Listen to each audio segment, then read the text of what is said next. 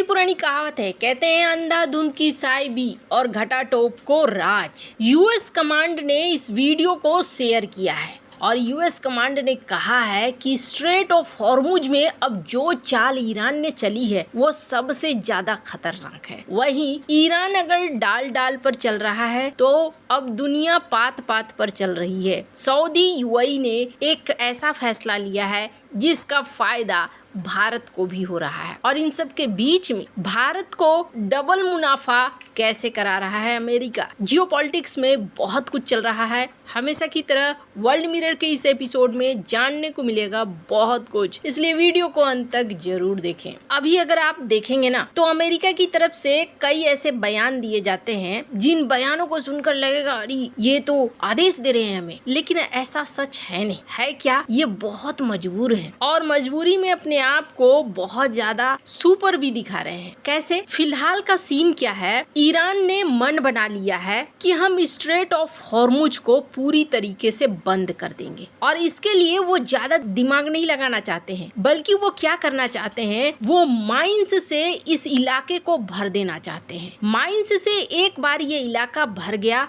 तो इसका मतलब ये है कि कोई भी ऑयल टैंकर हो वो अगर यहाँ से गुजरता है, टकराता है तो तबाह हो जाएगा। माइंस इसी तरीके से काम करते हैं। अब इसके लिए उन्हें पूछने की जरूरत नहीं है कि तुम चीनी हो, तुम रसियन हो, तुम भारतीय हो, या तुम अमेरिकी हो, या तुम इजरायली हो। मतलब क्या है? मतलब ये है कि जो ईरान ये कह रहा था कि सिर्फ अमेरिका और इजराइल के लिए हम स्ट्रेट को बंद कर रहे हैं, ऐसा लगता है जैसे वो ईरान अब पूरी तरीके से इस स्ट्रेट को बंद करना चाहता है, हाहाकार लाना चाहता है तेल के मार्केट में। और ये हाहाकार एक बार शुरू हो गया तो ईरान का खेल आसान हो जाएगा। और कहीं न कहीं इसके पीछे एक और बड़ी शक्ति जरूर है जो चाहता है कि अमेरिका के ऊपर अभी दबाव बन जाए और वेनेजुएला की तरह ईरान पर कंट्रोल न कर सके अमेरिका, ईरान के तेल पर कंट्रोल न कर सके अमेरिका। तो यहाँ पूरी तरीके से स्ट्रेट ऑफ हॉर्मुज को बंद करने की कोशिश की जा रही है। खाड़ी के देश भी परेशान हो, वो अमेरिका के ऊपर दबाव बनाए, दुनिया भी परेशान हो। अब इस सीन में क्या हो रहा है, भारत इस चीज को समझ चुका था एक लंबे अरसे से कि हमें अपने किसी भी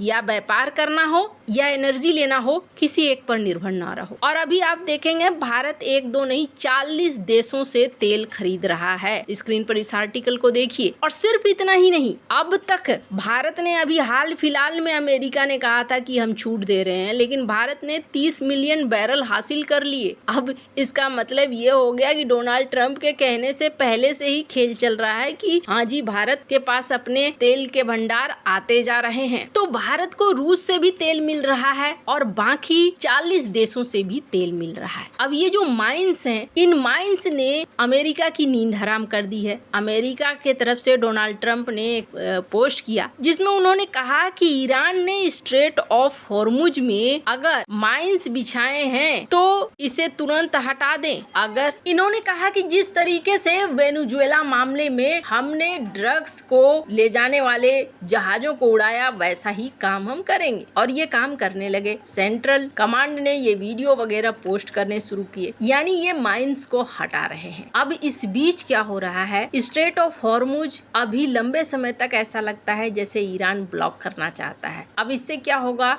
यूएई का दाना पानी, सऊदी का दाना पानी क्या बंद हो जाएगा। सऊदी भी इस बात को समझते हैं, उनकी भी अर्थव्यवस्था टिकी हुई है तो बहुत लंबे दिनों तक तो वो आश्रित नहीं रह सकते हैं। अब ऐसे में इन्होंने धीरे धीरे दूसरा रूट बनाना शुरू कर दिया है और दूसरे रूट के जरिए ये चाहते हैं कि इनका तेल बिके। 2 पाइपलाइन सऊदी के लिए एक महत्वपूर्ण काम कर रही है। दुनिया का लगभग 20 से 30% तेल स्ट्रेट ऑफ हॉर्मुज से गुजरता है, लेकिन अब यह असुरक्षित हो गया है। ऐसे में सऊदी अरब और यूएई की 2 पाइपलाइनें लाइफलाइन बन रही है जो इस रास्ते को बाईपास कर सीधे दुनिया तक तेल पहुंचा रही है। ईस्ट वेस्ट पाइपलाइन सऊदी अरब की ये सबसे महत्वपूर्ण पाइपलाइन है, 746 मील लंबी, जो पूर्वी हिस्से से पश्चिमी तट स्थित यानबू बंदरगाह तक ले जाती है और जहां से लाल सागर के जरिए सीधे ग्लोबल मार्केट से जुड़ जाती है। और कहा जा रहा है कि अब एक बार फिर से रिकॉर्ड क्षमता पे काम कर रहा है ताकि दुनिया के बाजारों को तेल मिले, तेल के लिए समस्या खड़ी न हो। कच्चे तेल की दुनिया को समझने वाले एक्सपर्ट्स का ये कहना है कि वैसे तो इन पाइपलाइन के बावजूद पूरी समस्या हल नहीं हो सकती है, लेकिन हाँ थोड़ी राहत जरूर मिलेगी। करीब 1 करोड़ बैरल तेल अभी भी फारस की खाड़ी में फंसा हुआ है। ये पाइपलाइनें टैंकर जहाजों की पूरी कमी को पूरा नहीं कर सकती, लेकिन संकट को और गहरा होने से रोक जरूर सकती हैं। अभी तेल के दाम में एक बड़ा इजाफा भी देखने को मिल रहा है। अब इस बीच अगर भारत की बात करें तो भारत को लेकर इनकी प्रवक्ता क्या कहती हैं वो सुनिए। I've spoken to the president about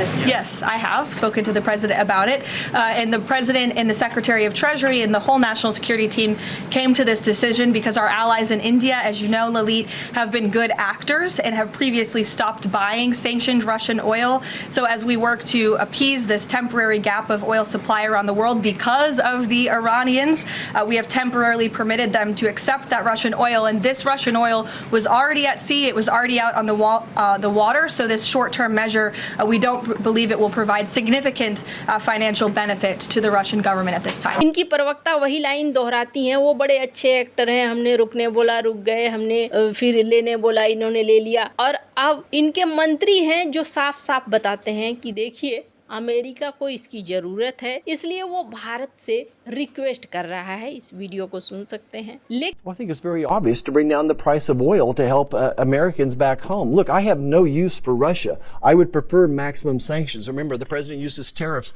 to get these sanctions so India would stop buying oil from Russia and said they would buy it from us. But suddenly we have a problem. 20% of the world's oil supply is locked down because they can't get through the strait right now. So the president didn't do this to help Russia. The president did this to help Americans. लेकिन भारत चुप क्यों है? भारत जवाब क्यों नहीं दे रहा है? कई बार ऐसा होता है ना कि चुप रहना ज्यादा बेहतर होता है। और अगर ये सीखना है तो आप सीखो चाइना से। चाइना बड़बोला नहीं बनता था, आजकल तो भले बोल रहा है, इसलिए बोल रहा है क्योंकि ताकत आ गई है, इकोनॉमी उस तरीके से मजबूत बन चुकी थी। पहले चाइना कुछ नहीं बोलता था, चुपचाप सुनता था, यूएन वगैरह सब में चुपचाप सुनता था, क्योंकि उन्हें अपनी इकोनॉमी को मजबूत करना था, अपने आप को मजबूत करना था, ताकतवर बनना था, किसी से उलझना नहीं था। भारत अभी यही फॉर्मूला अपना रहा है। आधिकारिक तौर पर छोटे मोटे बयान भारत की तरफ से दिए जा रहे हैं कि नहीं जी हमें किसी के परमिशन की जरूरत नहीं है, लेकिन भारत तिल का ताड़ नहीं बना रहा है, चुपचाप अपनी इकोनॉमी पर ध्यान दे रहा है और अपनी इकोनॉमी को मजबूत करने में लगा हुआ है। आपको क्या लगता है, भारत का ये फॉर्म ठीक है या नहीं?